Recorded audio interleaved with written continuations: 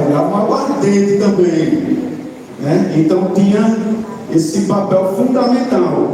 Essa bolsa de lado, que eu estou com duas, mais uma de cada lado, mas eles também usavam mais de duas, né? Dependendo do tamanho da viagem que fosse fazer, do tamanho da caminhada, eles carregavam mais. Eles levavam nessas bolsas. Essas bolsas a gente chama de borná, tá? Nos bornás eles guardavam roupa, às vezes guardavam roupa, carne seca, né? Entre outras mercadorias que eles podiam guardar aqui nos bornás, né? Eles tinham esse papel. E aí as cartucheiras, evidentemente, que era onde se colocava as balas, né? Está faltando aqui, como hoje eu vim participar do primeiro Congresso Brasileiro de Folcloristas, numa missão de paz, então deixei as armas todas no sertão do Pajeú, tá? Para vocês poderem ficar mais à vontade, ficarem mais tranquilos. Hoje eu estou aqui para dançar chachada, eu vim mais manso do que arroz doce, certo? Deixei todas as armas lá, que era para estar aqui nessa cartucheira especificamente, era onde estaria o facão e o punhal, né? Que são duas armas brancas, mas são armas diferentes e com propósitos diferentes também, né? O facão e o punhal, a espingarda que também ficou lá, e às vezes alguns cangaceiros gostavam de utilizar uma arma de cano curto, mas não era a preferida era o rifle, era o Winchester, o Papa Amarelo, era as armas preferidas dos cangaceiros, inclusive de Lampião. E aí, o restante vocês vão perceber que é uma roupa colorida, porque a gente vê nas fotos em preto e branco, às vezes não transmite nessas imagens a grandiosidade que é esse figurino, do ponto de vista, essa indumentária, do ponto de vista das cores, da representatividade. E os bornais, por exemplo, os nossos, né, por uma questão até econômica, eles são pintados, mas nos cangaceiros era bordado. Esses desenhos aqui, todo esse colorido, se você for lá no Museu do Cangaço, você vai ver os bornais originais, vocês vão ver que eles são bordados. Porque a gente usa em cena, não dava para bordar, questão financeira e tudo mais, né? Então eles são pintados, mas com todo esse colorido, com toda essa simbologia, essas rosas, essas flores. Os chapéus, o chapéu do cangaceiro, que é um elemento fundamental, né, na sua imagem, na sua estética, e o chapéu que tinha sempre esses signos, esses símbolos, que são símbolos que nós herdamos por influência judaica, por influência moura dos árabes que ocuparam, que chegou até os sertões do Nordeste brasileiro. Então esse misticismo está presente, assim como nas correntes de ouro, né, nos crucifixos, nos elementos de proteção que os cangaceiros utilizavam. Então tudo tem uma representação, até na perdeira tem símbolos que representam proteção, né, que era para manter o corpo fechado, como os cangaceiros diziam. Então vocês reparem esse lenço, que era chamado de jabiraca, que também é para proteger o pescoço, né? Você imagina que caminhar o dia inteiro na cadeira fechada não era fácil. Então tinha que carregar tudo no corpo. E esse a indumentária do cangaceiro, da cangaceira era parecido também, só que no lugar de usar calça e camisa usava um vestido, né? Não usava chapéu de couro. Esse chapéu, o chapéu do cangaceiro, ele é muito representativo, né? Ele tem um simbolismo muito forte, né? E é diferente de todos os chapéus que a gente vê por aí na cultura brasileira, inclusive no Nordeste. E ele é uma adaptação do cangaço, né? É um chapéu do vaqueiro adaptado para a necessidade do cangaceiro, né? E é importante destacar isso, Porque eu já vi publicações na internet, às vezes as pessoas perguntam se não foi influência de Napoleão Bonaparte, se Napoleão não viu o chapéu e copiou, ou alguma outra referência desse tipo, e não é. Na verdade, a referência histórica verdadeira é dos chapéus dos vaqueiros do sertão do Pajeú, que usavam um chapéu com uma aba maior, e os cangaceiros adaptaram, enfeitando, para ficar nesse formato que nós conhecemos hoje e que está eternizado. Né? Então é um destaque importante, porque no sertão do Pajeú, no nosso sertão, os vaqueiros eles usavam um chapéu com a aba maior do que aquele chapéu do vaqueiro que a gente conhece hoje, que é uma versão reduzida. Né? No final do século XVII e no século XVIII o chapéu era maior que eles usavam e os cangaceiros adaptaram. E é isso, se alguém tiver alguma curiosidade, alguma pergunta e quiser aproveitar, eu estou aqui à disposição, inclusive do maestro.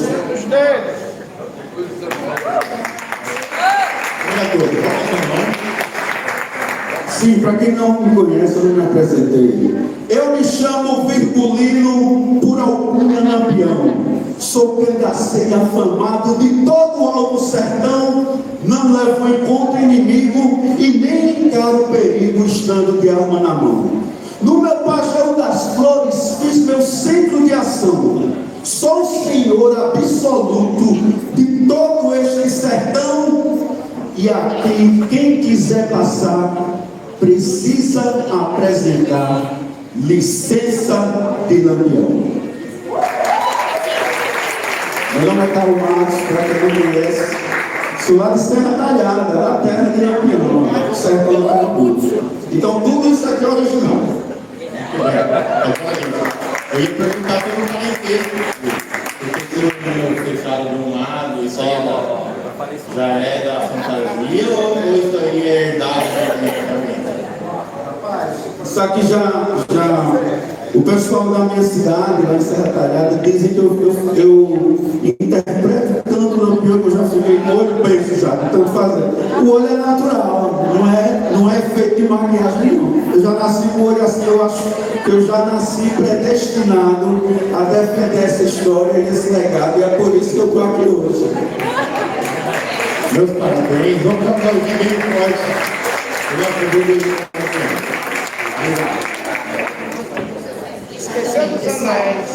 Nós temos nosso grupo de teatro aqui na Escola de Arte, né? Eu falei para o André, daqui a pouco eles precisam ir. Então vamos convidar no momento 2, para depois eles precisarem ir, estão liberados, né? E aí a gente continua a nossa programação para ter essa troca mais aprofundada depois.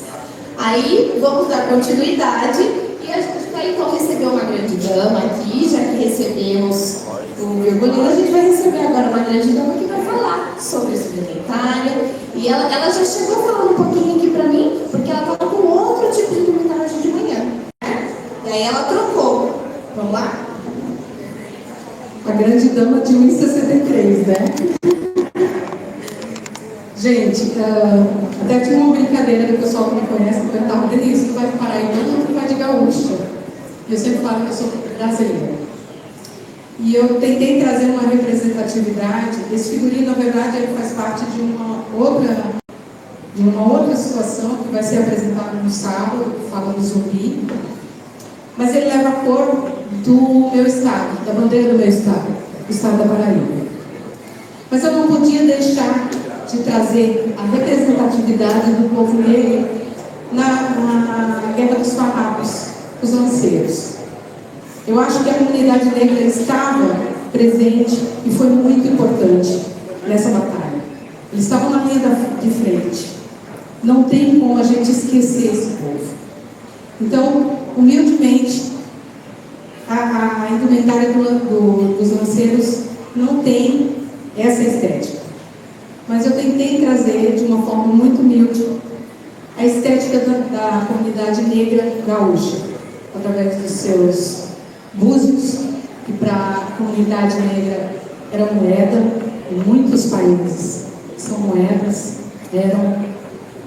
Eu trouxe a bandeira do Rio Grande do Sul, que é o estado que me acolheu há 30 anos atrás e que até hoje me reconhece né, com a minha arte e a minha família sendo gaúcha, conselho, quando vocês beberem, não beijam. Quando passar, vocês estão do outro lado do país casados. Então, assim, o meu marido me conheceu, eu estava vestida com a indumentária gaúcha, dançando pezinho lá em Campina Grande. Ele tinha tomado uísque com água de coco e eu estava sem óculos. E até hoje a gente está com vergonha, o corre dele passou, eu botei o óculos, a gente está meio esquisito dizer, né? Então a gente está, vamos levando. Tá? Mas, brincadeiras à parte, eu tentei trazer de uma forma, com a molhadeira, com a bandeira do país, do estado que me acolheu, mas com a cor do meu estado, da minha raiz e do meu povo. Assim como algumas cores e detalhes. E eu vou parar, senão eu vou chorar.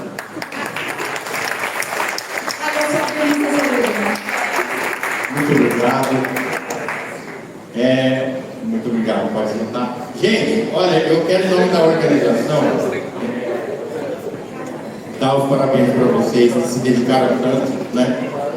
E eu queria dizer que em cada roupa dessa tem um pouco da nossa história, vocês estão contando um pouco da nossa história, e quando vocês contam a nossa história, a gente lembra um pouquinho mais de quem a gente é, da nossa identidade como povo, e por isso eu agradeço a vocês por essa noite. E quero também, junto com os meus amigos, dar a nossa contribuição para a gente lembrar um pouquinho quem nós somos como povo, tocando mais uma seleção de músicas brasileiras para vocês e finalizando a nossa participação nessa noite. Aplaudam, por favor, este grupo maravilhoso.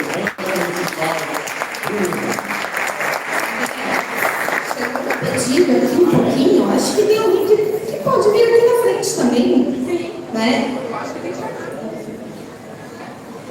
Eu acho que tem gente de aniversário hoje, pessoal. Então, é claro que a gente vai falar de aniversário aqui. Quem está de aniversário hoje? Leonice. Eu acho que tem outra pessoa de aniversário hoje. Também tem alguém do teatro. Pode vir. Parabéns para todo mundo quebrando para é isso. Né? Acho que o André não comentou, mas a nossa banda municipal Brunusado, acho que ela faz parte da nossa história enquanto cidade, né? E as tradições estão aí. Vou enrolar aqui então enquanto o povo chega, para cantar o parabéns. As tradições elas vêm de muitos anos e as tradições também elas são recriadas ou iniciadas há não tanto tempo assim, né? Então, quantos anos de Brunusado, pessoal? 100 e... Gente, não, para o momento histórico do nosso mais novo integrante do grupo. Quanto tempo de Brunusado? 96 anos. Então, a cidade de Araçatuba tem 117 e essa banda tem 96. Vocês entendem? Claro que não eram esses mesmos integrantes, tá? Mas nós tivemos aí essa nossa trajetória passada pelas mãos de músicos que fizeram parte desse corpo que está aí, esse corpo musical que está aí um grande tempo aqui com a gente tem bastante carinho, tá? Então vamos de parabéns para iniciar, né?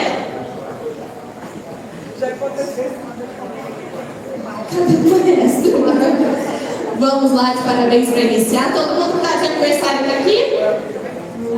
Então tá bom, agora de parabéns.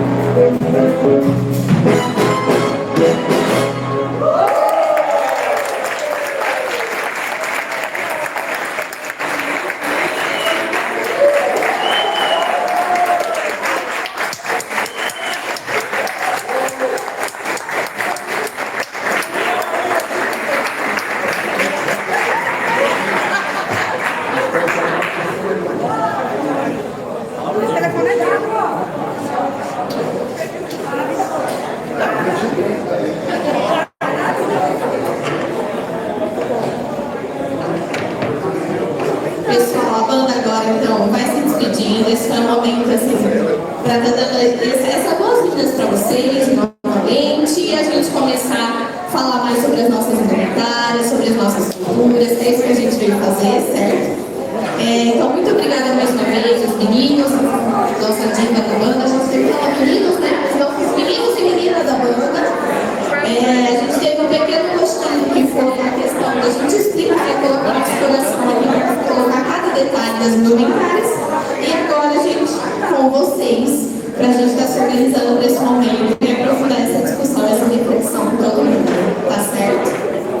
É isso. E aí, Fernanda?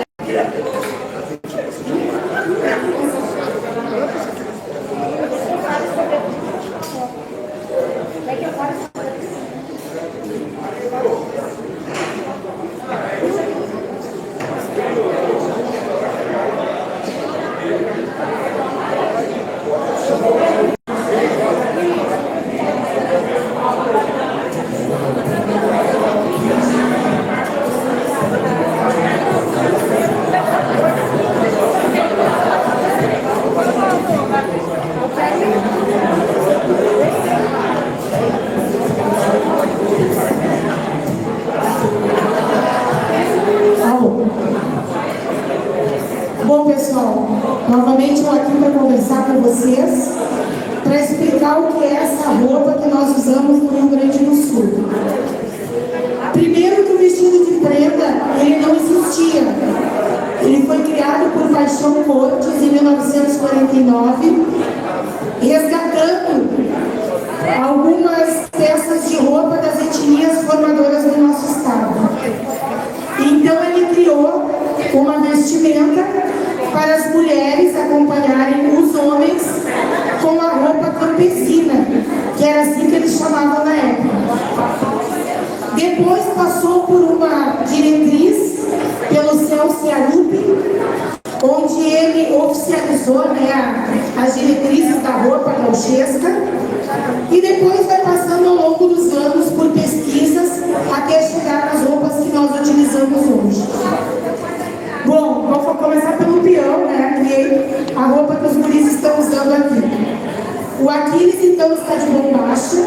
A bombacha chegou do Rio Grande do Sul através da Guerra do Paraguai. Ela era uma sobra de fardas da guerra que veio para o Rio Grande do Sul, para ser usada. Ele está usando uma bota, uma guaiaca, nós chamamos esse cinto guaiaca. Mas a guaiaca, na verdade, são os bolsinhos. Ele tem fivela, aqui são os bolsinhos, ó.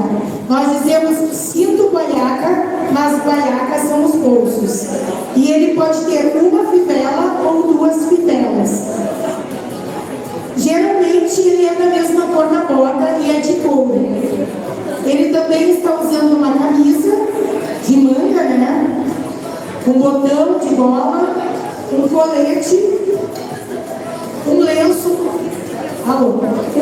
no pescoço, e o lenço antigamente para nós simbolizava o partido político.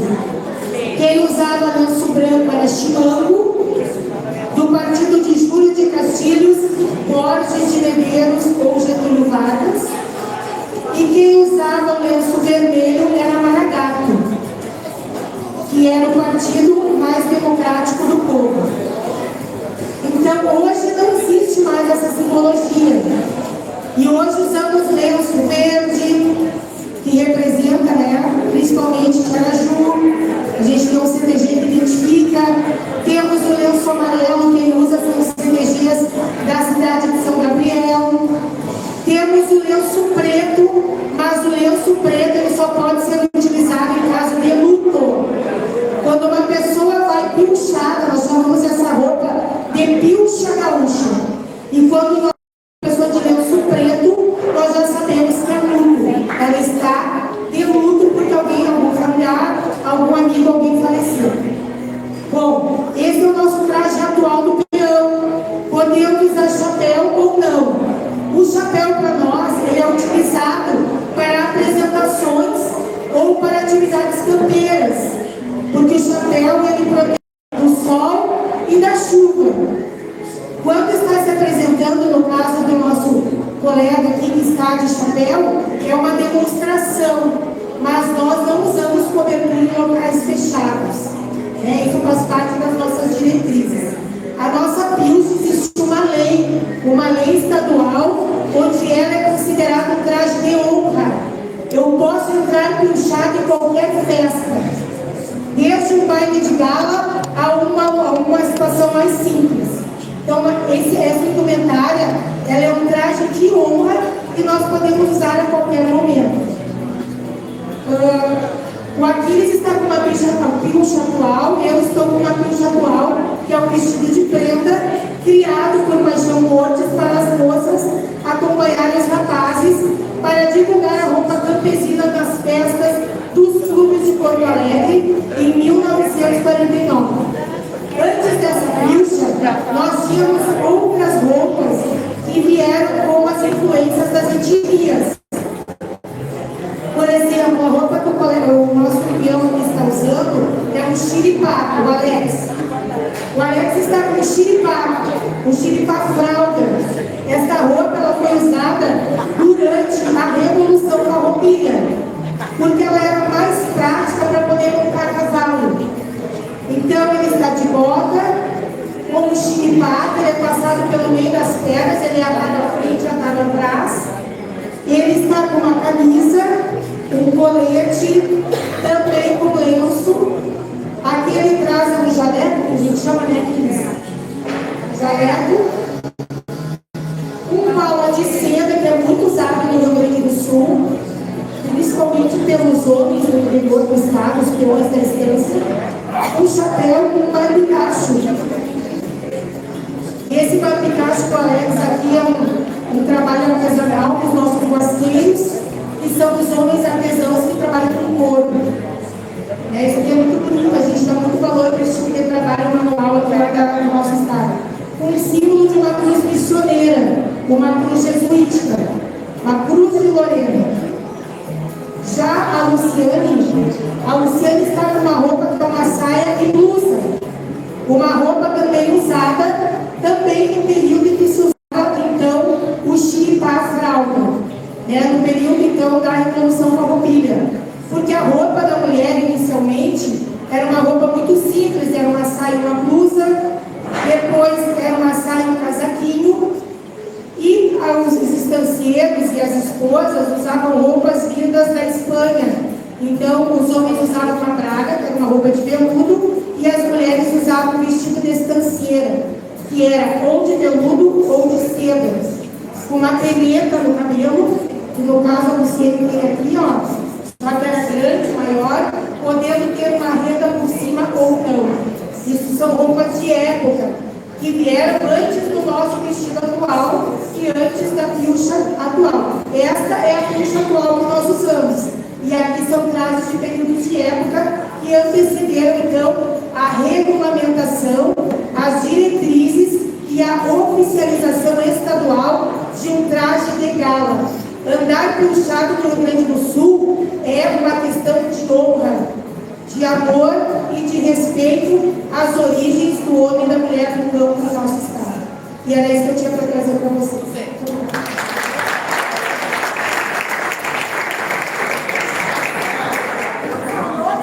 Eu vou apresentar o seu traje agora. Alô. Bem chique.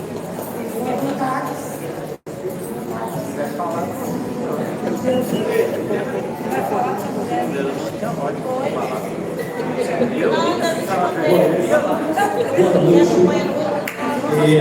Eu me chamo Rafael, sou da cidade do Rio de Janeiro, sou padrinho de uma comunidade e essa indumentária que eu estou utilizando hoje é uma quadrilha francesa.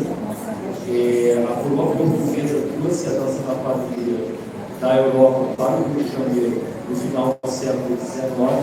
E aí as quadrilhas francesas, ou quadrilhas de salão, como se diz lá no Rio de Janeiro, toda vez que elas vão pintar a indumentária, elas vão fazer alguma referência à nobreza, né? As quadrilhas que eram dançadas nos palácios coloniais. Então aqui, esse livro, ele é característico não só da nobreza, mas nas quadrilhas que a gente dança aqui no Brasil, Brasil, a gente coloca o brilho para que esse brilho apareça nas apresentações, sobretudo nas apresentações à noite. Tá? Então eu tenho aqui a luvinha branca, que é o item do cavaleiro, a cartola também, o item da nobreza, e o meu personagem é um senhorzinho, barra sinhazinha, que é uma personagem de São João Carioca, né? A famosa filha de fazendeiros, a sinhazinha, tá? Sendo que, quando havia quadrilha na escola, o padre a sinhazinha não era o senhorzinho, era o chiquinho. A gente, os alunos recebiam uma carteirinha de voto, e quando havia festa junina nas escolas, ganhava o título, a oportunidade de dançar como rainha ou como sinhazinha, a menina que tivesse mais votos, né? E o menino, ele era o xerife. Depois dos anos se passaram, aí as quadrilhas elas tentaram fazer uma coisinha assim um pouco mais casadinha. Em vez de xerife, por que não o senhorzinho? E aí foi criado o personagem do senhorzinho para montar o par com a sinhazinha, que é uma personagem antiga do nosso São João Carioca. Tá? E essa minha capa colorida era assim: a minha junina e a quadrilha Levanta Poeira Moça Bonita de São Paulo, que é uma das quadrilhas trazidas mais antigas do estado. Ela foi trazida no ano de 1988, foi um projeto cultural trazido do Rio de Janeiro para São Paulo. Tanto é que a quadrilha francesa, ele é mais comum no centro, né, na capital paulista. A gente tem assim algumas pouquinhas ali no litoral, né, mas a maioria é do centro de São Paulo, por conta dessa influência carioca do São João paulista. Né? E aí a nossa quadrilha, a gente tinha vários pares, era uma quadrilha colorida. Então, a gente tinha um par de vermelho, né? O cavaleiro e a dama de vermelho, tinha o cavaleiro e a dama de lilás, o cavaleiro e a dama de azul, o cavaleiro e a dama de amarelo, o cavaleiro e a dama de verde, e tinha ainda o cavaleiro e a dama de cor de vinho e laranja, tá? E essa capa, ela simboliza ao longo de toda a quadrilha, porque todos os pares estão representados nessa capa, tá? E é o significado da minha comentária de quadrilha francesa.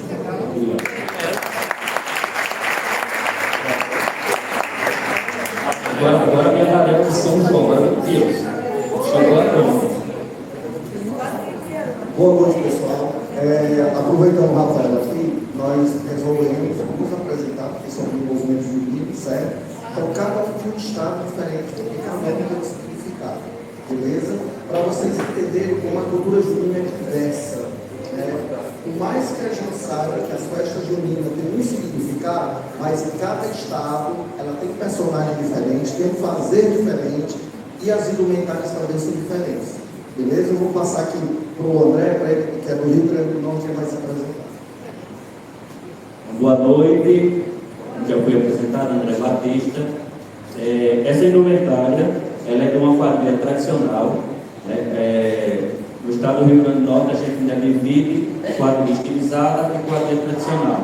A quadrilha tradicional, ela dispensa o brilho, o luxo, né, que é dos meninos, você percebe que existe um brilho, né, no figurino nosso. O que predomina é as cores. Esse figurino foi do ano passado, onde a gente celebrava as festas das danças populares, né, a festa junina no contexto das danças populares. E representada dentro dessa diversidade das danças, a gente representa no chapéu e no corpo, nas cores da nossa junina. Então, cada figurino ela representando uma cor e uma dança diferente. Né? Então, quem vê na internet, por exemplo, no YouTube, a quadrilha é bastante colorida, então a temática nos pedia isso. Então, dependendo da temática que a gente vai trabalhar, o figurino ele vem com uma estética diferenciada. Então, eu vou entender um pouquinho, vou passar, companheiro. Boa noite, pessoal. Meu nome é Franklin Ferreira, sou de Belo Horizonte, Minas Gerais. Em Minas, a gente prioriza a quadrilha tradicional caipira. Então, os elementos mais usados são o xadrez quadriculado, a gente faz uso de chita também, no caso esse figurino aqui, a quadrilha pé rachada não tem chita, mas muitas quadrilhas usam chita também. A gente faz uso do fuxico, faz uso de fita, de renda, E como outros estados usam brilho, em Minas a gente não usa muito brilho, é um figurino mais voltado para o tradicional.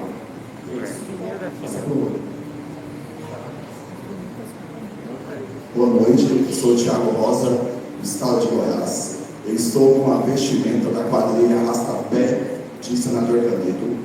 Essa vestimenta é a vestimenta do estilizado, aonde, mesmo com o excesso de brilho, cores mais vivas, com uma combinação mais detalhada, não podemos fugir um pouco das características das quadrilhas e da vestimenta das quadrilhas juninas, que tem, mesmo que tenha um excesso de brilho, não pode deixar de ter a fita, depois de ter o chitão, a chita e outras características.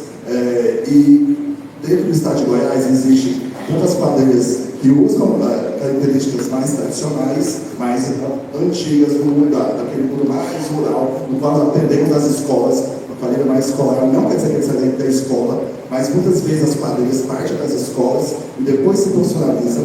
Então aqui nós estamos falando de quadrilhas profissionais, mas que trazem características específicas. Mas dentro do estado de Goiás existe pessoas que usam tanto estilizado quanto mais a questão tradicional, mas no momento eu estou com o estilizado, o qual eu represento neste momento. Eu vou passar para o Wanda, e aí ele vai, como representante mais forte da gente, hoje o Wanda é um grande inventor do movimento quadrilheiro, né? E aí ele vai explicar um pouquinho algumas coisas, e a gente vai encerrar com alguns passinhos de quadrilha que ele vai mostrar para vocês. Obrigado. Bom, pessoal, como cada um falou, nós temos uma diversidade em cada estado. Geralmente a gente diz assim, as quadrilhas estão virando carnaval. Não.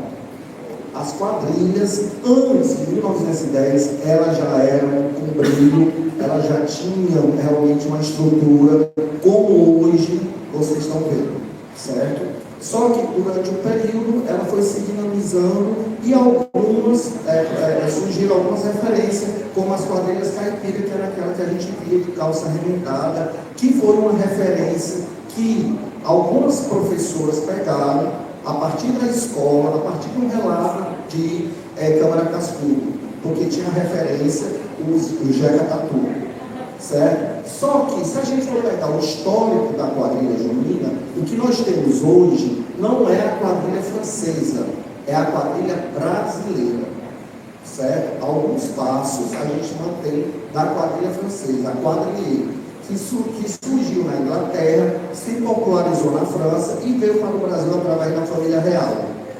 E aqui tomou um outro rumo, saiu do salão e foi para a zona rural. Depois da zona rural, veio para a periferia dos grandes centros, mas também continuou na zona rural.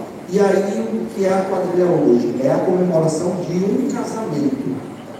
E como é que a gente vai para um casamento? Com a melhor roupa. Ninguém vai com o rosto pintado, com o dente pintado, com a calça remendada. A gente vai para um casamento com a melhor roupa. Como era a quadrilha na Europa? Era a comemoração do casamento, aniversário, de batizado.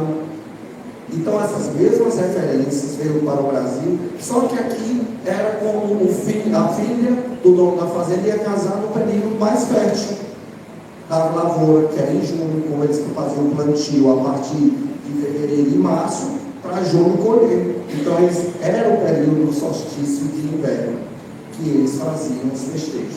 E aí, cada estado tem a sua forma de comemorar. Há estado que tem estilizado, tradicional e o matuto, e os de salão. Né? E no Nordeste, a gente tem uma variedade de quadrilhas que tem seus estilos, as suas especificidades, a sua identidade. Eu estou caracterizado hoje, não só no junino, mas contando a história das indumentárias juninas que começou com a chita, certo? Um tecido que era comum na época, que tinha a chita e a chitinha. Então, a minha indumentária remete a esse contexto histórico. A partir daí, a gente tem o chapéu, que já veio mais trabalhado, com brilho, e hoje nós temos os festejos juninos sendo a maior linguagem cultural coletiva no Brasil. onde nós temos para mais de 8 mil grupos juninos, onde a gente injeta no PIB do país mais de 150 milhões de reais, com os festejos, com as famílias. Se a gente for fazer o levantamento, é a linguagem cultural que mais injeta na economia do nosso Brasil. E aí nós vamos fazer agora, cada um vai fazer o movimento de sua quadrilha, do seu estilo de quadrilha, certo? Do seu estado. Rafael. Se tivesse na banda, tivesse uma musiquinha, não era isso? Tivesse arrasta-pé. Tem quadrilha aí?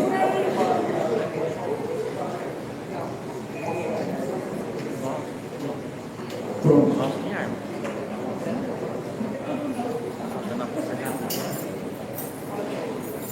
Quem namorou, não fez coisa nada, aí foi casar.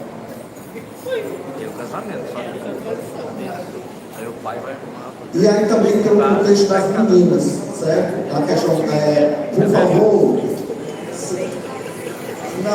é a roupa junina, a sua. Ela disse que não é uma roupa de quadrilha, mas pronto, mas as roupas juninas também é assim, certo? Existe uma evolução da quadrilha junina. Antigamente as quadrilhas juninas dançavam com esse tipo de vestido. Hoje tem uma saia mais armada, com mais curva, com decote, bem mais trabalhado. Tanto pode ser vestida, também como pode ser tecido fino, certo? Hoje as anáguas que dão um design maior para as meninas, onde elas fazem um sacadeio, jogo de saia, tá certo? Para poder dar volume, assim como as rainhas que vocês já conhecem, já viram, né, que dão uma movimentação no vestido. Então, até o vestido e o tipo de tecido é pensado para o melhor manuseio da brincando. Tem tecidos que são pesados, tem tecidos que são leves.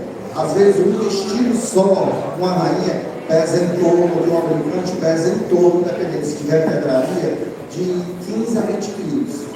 E ela dança com isso 35 minutos, não todas, dependendo do trabalho que tem. Tem um vestido que é leve, mas se tiver pedraria, pesa muito, né? Com a nágua, isso depende. Então, ela é um trabalho físico para as meninas, que elas, além de carregar o peso do vestido, elas têm que fazer toda a movimentação e girar. Tem meninas que giram a quadra toda e param e ainda continuam dançando. Vamos lá? Obrigado, amor.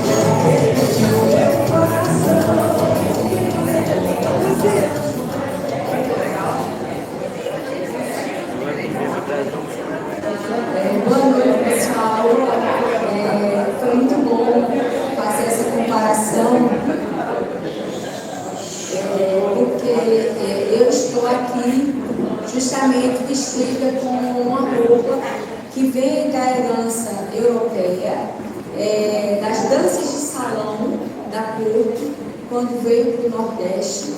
E aí, em Itaperoá, se dançava no ciclo junino das festas juninas, inclusive no festejo da colheita dos feijão, se dançava o camaleão, que era uma dança que imitava o andar do camaleão dançando, e também dançava-se a araruna, o xote, que veio também a herança da Europa, né?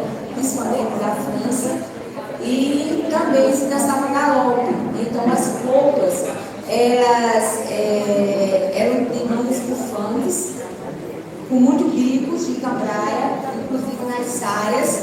Geralmente todas as saias teriam 3 saias com os bicos e as fitas, né? E se usava, no início do século, se usava roupas com bolinhas brancas. Inclusive o nosso grupo, o Vila Batalhão, eu tinha as 2 indumentárias. Tem essa daqui, que foi justamente na época de 1965, 1980, quando a Chita começou a ver esse vestido, ele feito de Chita, esse vestido. E aí, já a outra indumentária nossa, ela parece mais com a influência das roupas dos 1900 e 1910 da Europa. Então, ele é um vestido mais longo, com um bico bem largo na ponta, né? E com as mangas mais compridas, parecidas inclusive com as danças, com as roupas das prendas, né? Então eles vieram, houve essa influência muito forte das danças europeias, das quadrilhas francesas no nosso estado, inclusive na nossa cidade. E a nossa cidade, por ser um entreposto, né, é considerado um encontro dos 4 caminhos, onde se deu a colonização, inclusive que se passa para Ceará, Rio Grande do Norte e Paraíba. Se vocês olharem o mapa do Nordeste, fizer um círculo no mapa do Nordeste, olhar para o meio, vocês encontram Itaperoá, porque nós somos realmente o coração de 4 estados. Estamos aqui distante das capitais de 4 estados. Então, por lá se passou muita influência dos colonizadores franceses e com, claro, a popularização das danças nos festejos juninos, nós adquirimos essa característica da roupa de chita, da roupa colorida. Já o nosso casal aqui representa a realeza das cambindas. As cambindas é um resgate que veio em 1898, chegou a Itaperoá, dos povos escravizados, inclusive um quilombo urbano, porque era uma cidade elitista, telepobre, e esse grupo de escravizados chegaram e se instalaram num bairro chamado Bairro do Alto. E aí, quando houve a libertação dos escravos, né, eles se manifestaram também, fazendo uma homenagem à realeza. Na tribo deles tinha a figura do rei, da rainha, e ainda tem a figura da dama do passo, com uma boneca diferentemente do maracatu, que a boneca de maracatu a gente não pôde trazer. Inclusive nós tínhamos uma réplica de mais de 110 anos, que o grupo tem 120 e poucos anos. Itaperoá tem 136 anos, 139 anos de emancipação política, né? E o prefeito já tem falado que o grupo tem 126 anos. Então, tem toda essa característica parecida com o maracatu. Inclusive, nas suas loas, eles dizem que não são pastorinhos, porque existe um cordão azul e um cordão encarnado. Inclusive, quando o Mário de Andrade esteve na expedição no Nordeste, foi a Itaperoá e relatou e fotografou o grupo Mides, que na época já estava há um tempo dançando. Hoje é dançado por 2 grupos de danças folclóricas de Itaperoá, os Cariris e o Vila Batalhão, e é uma réplica das roupas que eles usavam nos idos de 1898, no século XIX. A rainha se vestia de branco, fazendo uma homenagem a Leopoldina também. E o rei, inclusive seu Zé Romero, que vocês viram como mestre local, é a réplica da roupa dele. Eu queria só que já se virasse também, porque aqui tem a cruz, né, que diz a religiosidade, né, da cruz, com os espelhos também, e de veludo. A roupa de veludo também, que traz a calça preta também, e com essas faixas douradas, que faz uma alusão também às cores das realezas, tanto espanhola como portuguesa, mas eles acreditavam que estavam trazendo para a sua terra a sua realeza da região de Cabindas, na África. Né? A rainha era homenagem também a Dona Leopoldina, e eles acreditavam que a rainha, a princesa Isabel, libertaram eles porque era uma rainha negra. Então, assim, a boneca era toda negra, vestida de branco.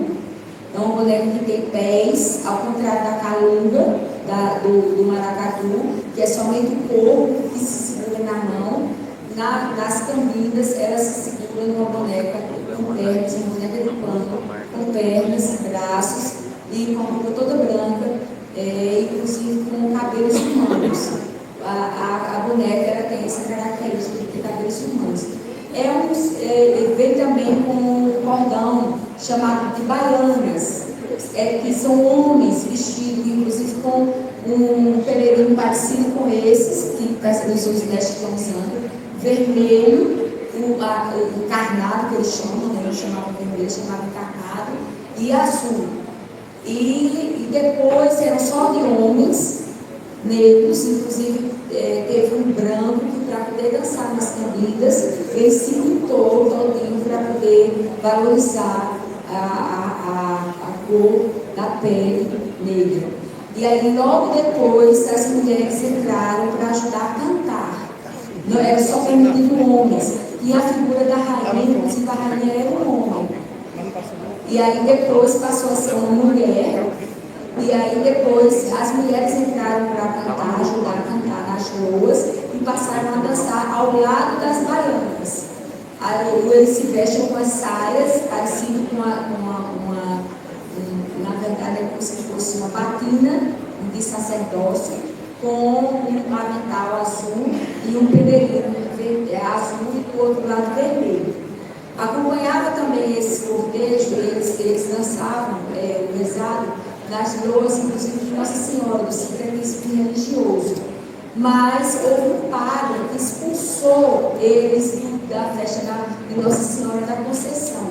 Inclusive, uma das loas que eles cantam o ofício da Conceição, eu vou lhe pedir paz, saúde para não exceder. E aí esse padre expulsou eles da igreja e eles passaram a se apresentar no carnaval. E aí, um carnaval também acompanhado dos elementos carnavalescos que já existiam em Itaperoá, que são os capambus de Itaperoá, que é outra manifestação folclórica de lá, que tem mais de 100 anos, e também tem o Jaraguá. Só que o nosso Jaraguá é um Jaraguá todo preto, inclusive com a carcaça de jumento, mas todo preto, e também tem a laúça, que deixou também o vestido. Esse ano foi que eu vi aparecer no carnaval um papel vestido de laúça, mas não tinha mais. Sim, fazia tempo que a gente tinha visto, mas todos os anos sai uma centenária de papamulas. Lá em Itaperoá, faz parte do carnaval, inclusive amanhã nós falamos um pouco das climas de Itaperoá, então deixa eu contar um pouco lá. Mas nós estamos aqui representando um casal e George veio justamente representar, fazer uma homenagem a Zezé Correio, nosso mestre mortal, que há 15 dias nos encantou e deixou esse legado para a gente. Então é uma cópia réplica da roupa de 120 e poucos anos atrás. Então era isso. E eu convido todos vocês para estarem no Festival Internacional Folclore, que vocês vão poder ver todo o reizado no palco dançando, pelos grupos de Taperoá que dançam em Campinas, né? Com todas as suas loas, inclusive eles dizem que não são maracatunas, são pastorios, porque são dois grupos, como eu já havia falado também, que a herança da Campinas, de Taperoá, é a herança afrodescendente com a herança portuguesa. E a Campinas de Lucena é a herança portuguesa com indígena. Então há uma diferença entre as duas Campinas, mas só existem essas duas no Brasil, na cidade de Taperoá e na cidade de Lucena. É um patrimônio imaterial que deve ser preservado, que deve ser estudado e que deve ser contado para todo mundo. E vocês vão ter a oportunidade, quem quiser, ir lá no Festival Internacional do Próprio Cariri, em novembro, em outubro, finalzinho de outubro, em novembro, vocês vão poder ver todo esse cortejo, e no carnaval ele sai com a bandeira e também com o boi, que o seu Antônio Boi também é o nosso mestre, que está com 80 e poucos anos, 84 anos, inclusive ele organizado também, como mestre normal, vocês viram, e ele também sai com essas bandeiras. Então eu vejo quando a cidade inteira acompanhar e fazer parte do carnaval durante os 4 meses do carnaval em Taperoá. É isso.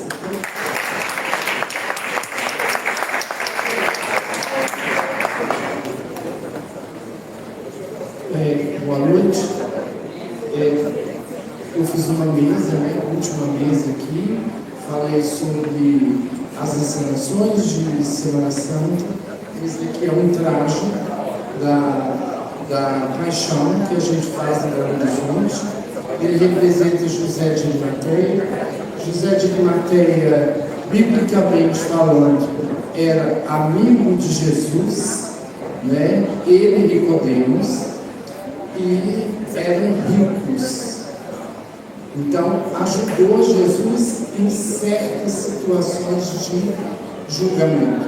Uma das partes nossas da encenação, esse problema entra em cena no julgamento, que José de Arimateia tenta defender Jesus dos sacerdotes que frequentavam o templo, né? Porque a época de Jesus é uma época política também, que a gente não pode esquecer que houve um julgamento político e religioso, né? Então, os fariseus, os chefes, os sacerdotes ficaram ameaçados, né, pela palavra de Jesus e o entregaram para a guarda romana.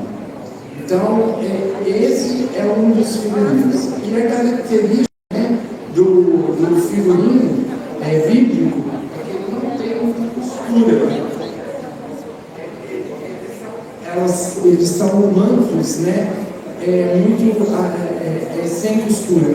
Na Bíblia mesmo fala, né, que o manto de Jesus era tecido de alto a baixo, era um manto sem costura. Então a gente tenta fazer dessa mesma forma. E o nosso trabalho também, vocês podem ver, ele é todo manual. O bordado aqui é de miçanga, vidrinho, e tem umas coisas de strass que a gente coloca, né? Porque, e aqui o dourado, né? A roupa dourada falando da nobreza e do sentimento de pertencimento ali da pessoa que era da classe mais alta do que Jesus. Então, esse é um dos figurinos. A gente, o grupo, né, depois quem quiser seguir é @senarcbh, nós temos 300 figurinos de Semana Santa, de Natal, de vidas de santos, Santa Rita, Santa Teresinha, Santo Antônio, São João Batista e outros. Obrigado.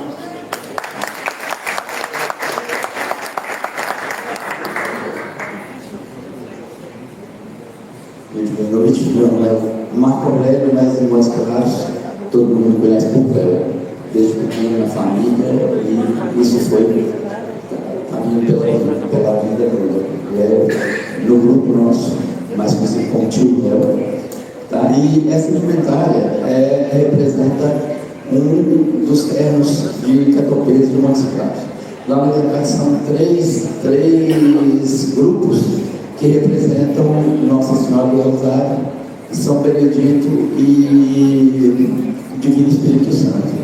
Os Catopeiras, esse nome ele é de origem africana, né, como a dança, da África do Congo, e o nome não tem uma definição certa, mas a mais provável, a mais aceitável é que seja uma dança, um ritmo, que veio do Congo de origem banto, e aqui em Minas Gerais, especificamente em Montes Claros, eles adotaram esse ritmo e aportuguesaram o nome para Catopeiro. Então, o significado do Catopeiro mais aceitável é esse, é o ritmo de uma dança. O capacete com as penas significa uma ligação do terreno com o divino. Então, eles acreditam que essas penas, as fitas, o capacete com o espelho, faz essa ligação entre eles e o divino. Então, as cores, as fitas, são bem coloridas, mas a que mais representa a manifestação religiosa deles é azul, rosa e vermelho, que representa Nossa Senhora do Rosário, Divino Espírito Santo e São Benedito. E a roupa branca, ela vem de origem africana, do candomblé, é uma origem religiosa, significa pureza, né? Vem do candomblé, dessas manifestações religiosas. A faixa, acho que tem até colocado, eu esqueci de trazer as princípios que veio a umbrella da faixa, mas a faixa representa poder e hierarquia. Então, no grupo, quem usa as duas faixas que eu estou usando agora são os mestres. E os mestres, eles seguem uma hierarquia também familiar. O mestre, quando ele falece, o filho ou neto, um parente mais próximo, assume o poder, assume o grupo.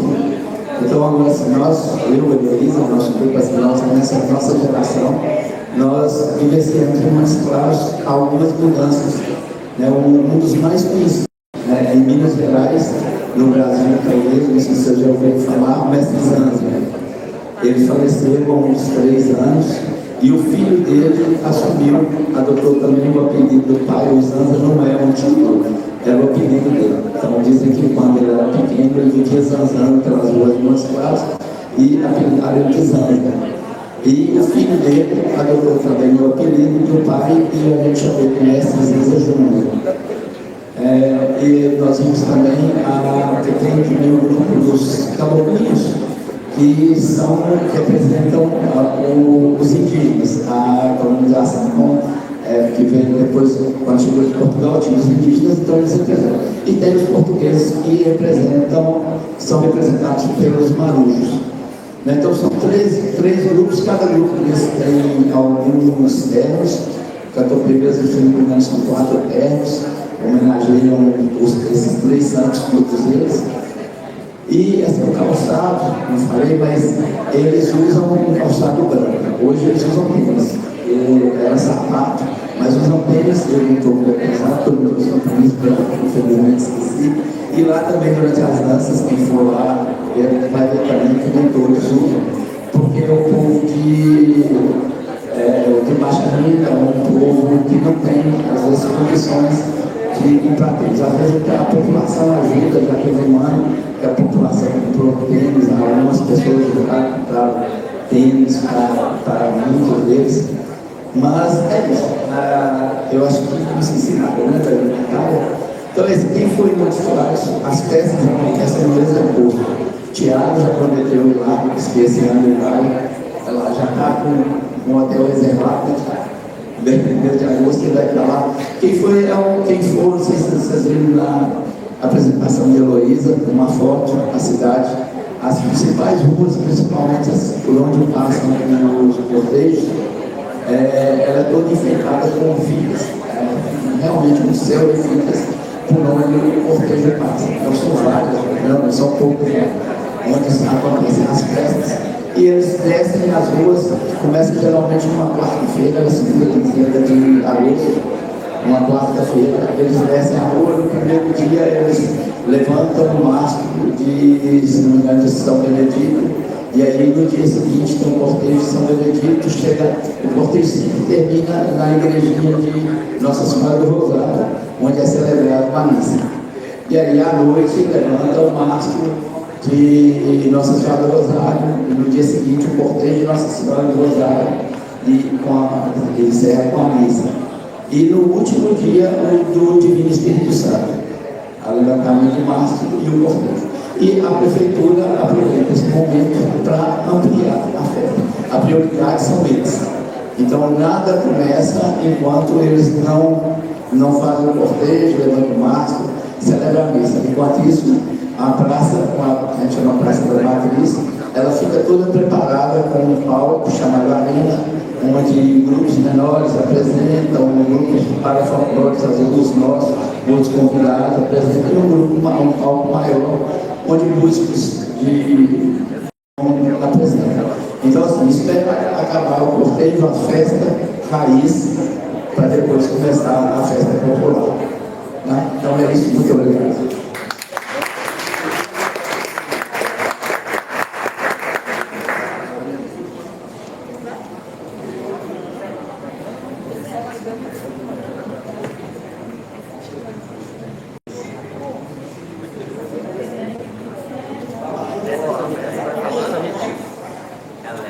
Boa noite.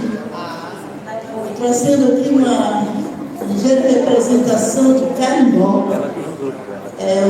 O nosso dançarino, ele diz que eu estou convidada e adaptado hoje, porque foi convidada agora por mim para dançar com ela. E ela é da Ilha do Marajó. O carimbó tem o termo curimbó, também chamado carimbó, curimbó, vem de curi, que quer dizer paoco, e bó, que quer dizer som. Então, é o som do paoco, o carimbó. No estado do Pará, todos dançam o carimbó, e ela é a minha terra natal. Ela é de Soure, da Ilha do Marajó, nós somos de lá. E em Breves, eu sou de Soure, ela é de Breves. Mas agora vem aqui comigo. Mas agora eu estou te convidando. Então, eles vão apresentar o carimbó, que é uma dança típica nossa, maravilhosa e gostosa, que todo mundo dança, e vocês também vão dançar. Infelizmente, não sei, a música já está aí? Para você ficar aqui do meu lado.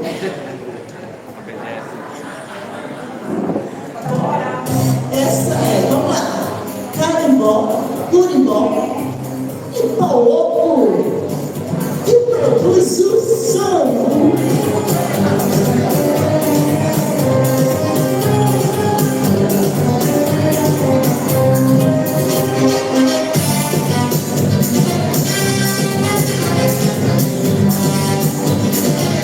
Vou ensinar se a cabeça a dançar nesse siricó que remete o siricó da minha avó. Vai dançando, se a cabeça rebolando, pode quebrar. Aí você vai dançando, vai dançando, vai dançando.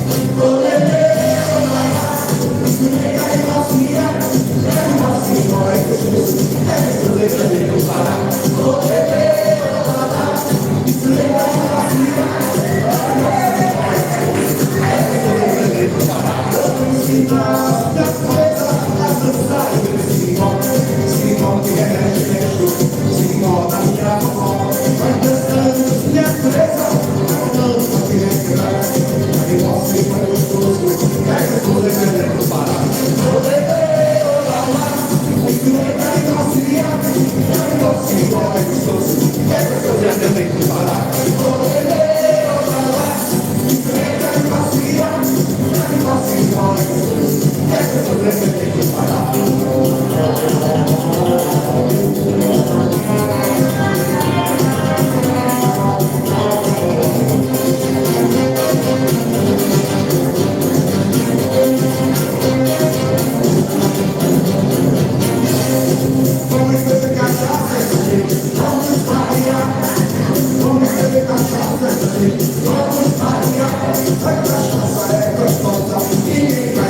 embriagar.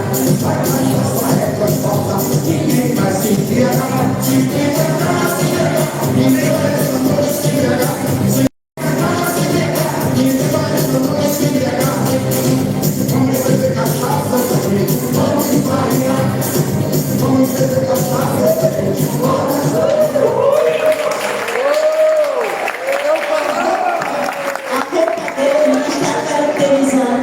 mas ela não está bem dentro. A mesa está melhorando, moça. Ela não está caracterizada com a roupa do carimbó.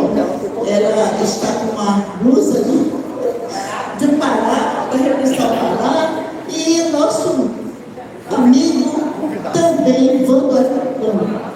Ele está dizendo que ele está quase morto, mas ele está. Essa vai, filha, vai, obrigada, quero uma água.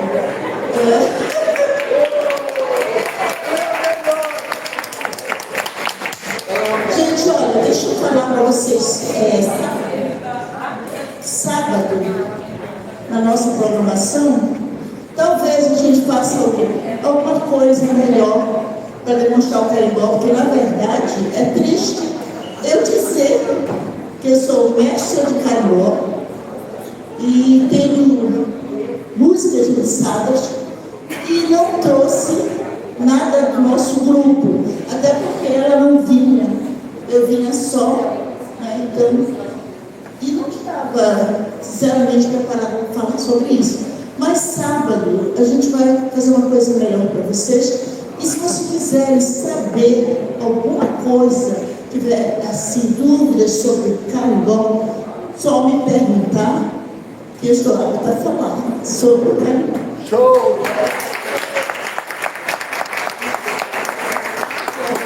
E agora, convido o próximo grupo maravilhoso que está aqui. Vamos lá.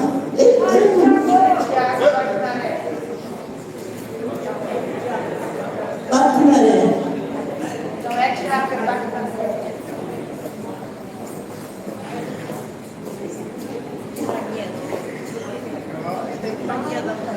Bem, aqui a gente está representando também Pernambuco, né? Tem o pessoal de Serra Talhada que representa Pernambuco.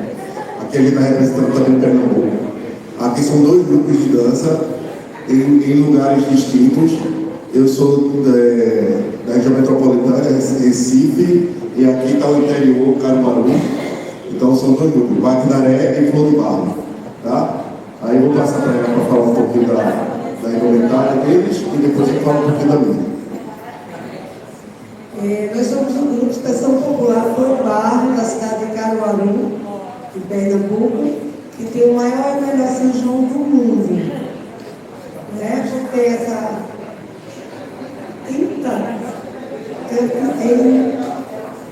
então a gente tem um grupo, ele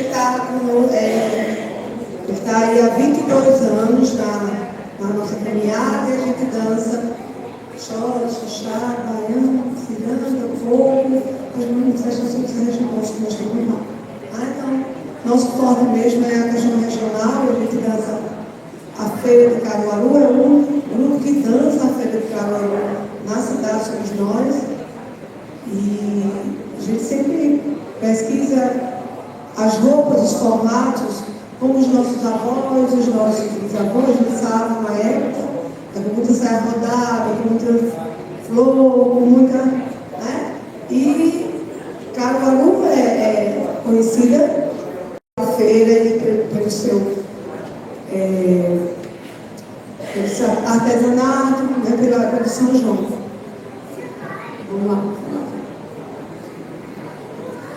Bem, o Baquinaré é um grupo que trabalha, tem a sua grande característica em trabalhar as danças africanas e afro-brasileiras. Né? Então eu estou aqui representando, não, esse figurino que eu estou usando não é o figurino dos dançarinos que os dançarinos usam. Esse é o figurino dos percussionistas.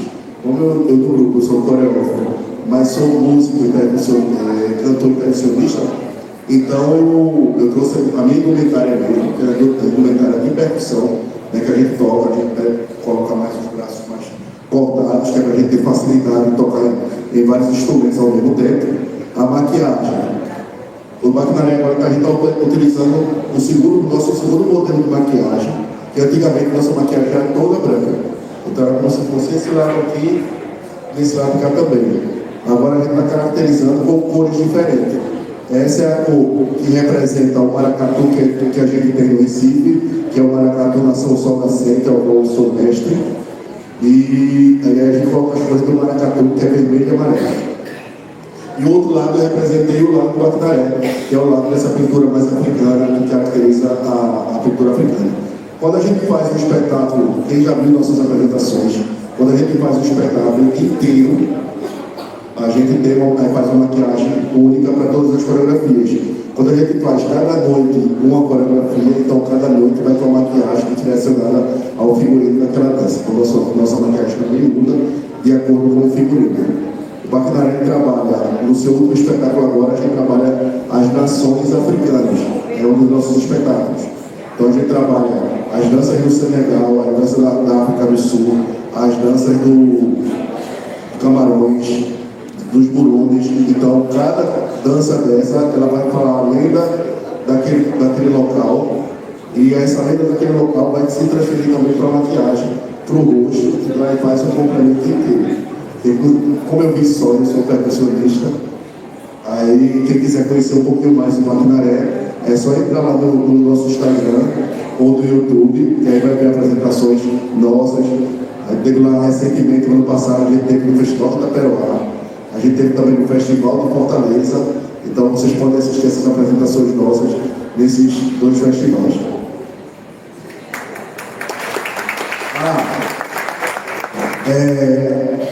Aí vem o figurino mais ou menos com estampas africanas. Os colares são os colares que a gente usa, então não é um padrão do colar, porque os colares a gente vai de acordo com a idealização do orixá de cada componente, né? E os braceletes também, eles vêm, são conteúdos, eles vêm para a nossa proteção. Então cada percussionista vai ter o seu, esse que lhe traz proteção para que ele consiga fazer toda a apresentação tranquilamente, sem afastar todos os mais olhos.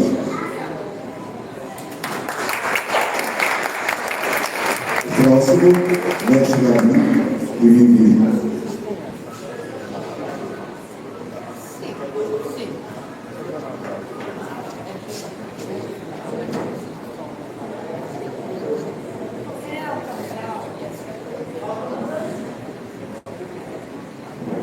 Olá pessoal, eu sou a Vivi do Camisa Verde e Branco e esta roupa é uma roupa de ensaio. Nós preferimos sempre e aprendemos assim de que temos que vestir as coisas bom.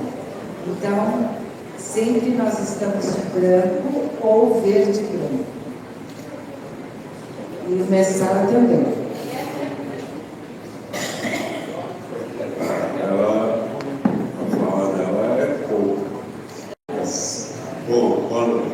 Poucas, porque a dele é muita.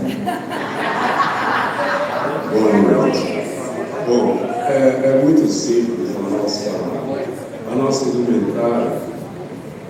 Nós usamos quase todos os domingos, né? Se não é branco, é verde, se não é verde, é branco. Às vezes a gente bota prata, né? Verde mais claro, verde mais escuro. Então, essa. Agora, eu tenho que fazer uma ressalva, porque eu tenho essa faixa, né? Então, essa faixa de embaixador mestre é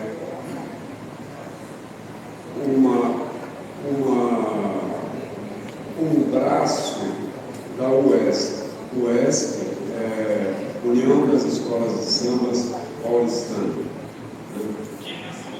Em 94, fomos convidados cinco eu não posso falar baluartes, porque eu acho que baluartes é muito para nós, né? Então, baluartes eu deixo claro. Então, 5 pessoas do samba de São Paulo para ser o cidadão samba no Carnaval de 95. Então, fomos convidados os 5 e neste convite nós vimos que estava o mestre Gabi, o mestre Penteado, Fernando Penteado, Toniquinho Batuqueiro, Hélio Bagunça e o Paulo da Lava. Nós éramos os 5. E aí nós tínhamos que disputar para ver quem ia ser o cidadão samba daquele ano. E aí nós não quisemos fazer essa disputa não. Então nós falamos, eu, na época, 30 anos atrás, eu hoje tenho 78, 30 anos atrás, 31. Então, os outros também que eram um pouco mais novos, então, aí nós falamos, vamos fazer o seguinte, vamos botar o mais velho para ser o cidadão samba deste ano. E aí foi o Toniquinho Batuqueiro, que era o mais velho. Depois foi o Carlão, e aí nós fizemos assim. E eu só fui cidadão em 2011. Né? Porque aí várias situações, e aí a gente não se ilude com essas coisas, né? De muitos títulos, não há necessidade. Então, só em 2011. Mas aí os 5 foram condecorados nessa faixa de cidadão, de embaixadores mestres. Né? Os outros, em São Paulo, nós temos mais 40, que são embaixadores do samba, não são mestres, né? São só do samba. Então, é por isso que eu uso com muito orgulho essa faixa da Embaixada do Samba de São Paulo e nada mais, nada menos que o símbolo da minha escola, camisa verde e branca.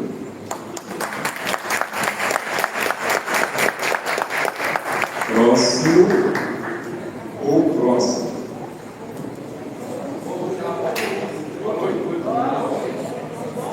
Fernanda. Não, Fernanda.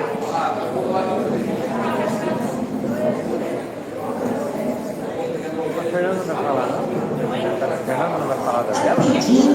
Fernanda? Vieira e o Laírton, eles querem ouvir eu cantar. E eu não posso cantar.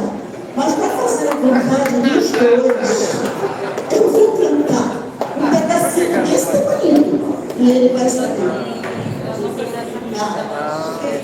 Nada podia combinar mais, porque agora eu não muito mudar, porque é muito caro. Deixa eu dizer. Disse a mestre no segundo convívio, o mestre do bom, que o ritmo que mexe no parar é o carimbó. Disse a mestre no segundo convívio, o mestre do bom, que o ritmo que mexe no parar é o carimbó. Me deixa rolar, me deixa rolar, carimbó é doce, música do estado do Pará, carimbó é doce, música do estado do Pará.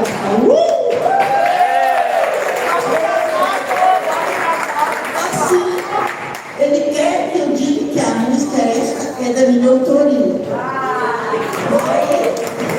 Entre as mais recentes que eu já compus. Obrigada.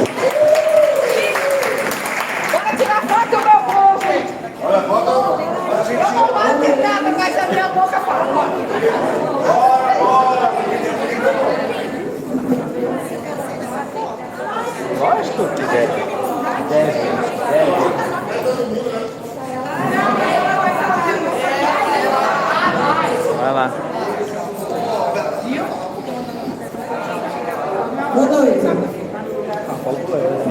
Eu estou de guerreira do rezado de São Miguel Arcanjo, do sítio Lagoa, da cidade de Barbalha, Ceará. O rezado é constituído de vários personagens, de muitos brincantes. Brincam em terreiros e também tem cortejos. Os guerreiros e as guerreiras. Eles trazem consigo uma espada e tem muito colorido, muito brilho, porque representa a ensinação como se estivesse fazendo um encantamento, fazendo alusão à visita dos reis ao menino Jesus. Por isso que eles vão com muita beleza, com muita alegria e estão abençoando as pessoas por onde passam com sua alegria, com os seus vítimas. Todos os espelhos, eles refletem o que está à frente. Tem brilho e tem colorido. Eles dançam e tem personagens. Então o rezado é um teatro, é uma dança, é um cortejo, é um mar. E tem o boi, que é um teatro, tem o jaraguá, e tem uma musiquinha, abre a boca jaraguá, abre a boca jaraguá, o bichinho é bonitinho, ele sabe criar. E tem o Mateu, que é um personagem tipo o bobo da corte, só que ele é pintado de cara preta e ele faz palhaçadas. E também tem a companheira dele, a Catarina ou Catarina, que também é um homem vestido de mulher, também pintada de preto e também faz as suas peripécias. Então, todos os cortejos são acompanhados pela banda Cabaçal e tem música. E as músicas é que fazem com que a alegria dele em cada espaço que passa, e eles fazem as coisas, jogam espadas na todo lado. E quando eles jogam espadas, eles dançam e apresentam as suas alegrias.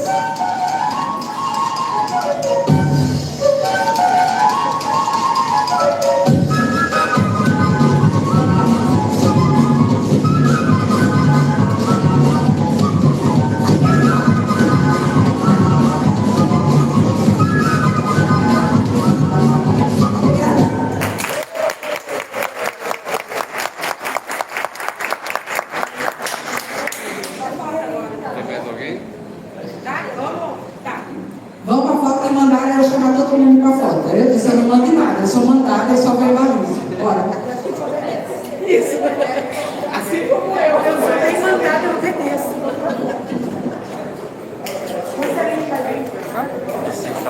Você não falou nada, não. Já pode parar? Quem falar que não o homem disse que não galo boy, não galo pulador e saltador mesmo.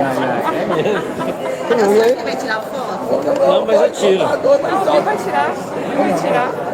Você vai tirar foto? Seu traje. Eles querem que eu fique lá.